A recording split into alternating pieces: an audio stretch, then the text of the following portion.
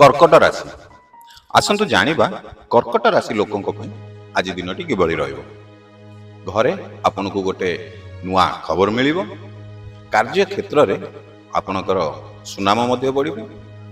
परिवार रे मध्य आज आपणकर शांतिर परिवेश रहिबो। प्रेमी प्रेमिका निष्ठा बढ़िबो। स्वास्थ्य रे किंतु आज आपनको छोट मोट समस्या देखा दे पारे। वयस्कों परामर्श आपनको लाभ दब। व्यवसाय रे आपनको सफलता मध्य मिलिबो। नुआ योजना रे आज आपणकर आर्थिक लाभ मध्य देखा दब। आपणक पई शुभ समय होउची 6टा रु 7टा 15। शुभ रंग होउची श्वेत।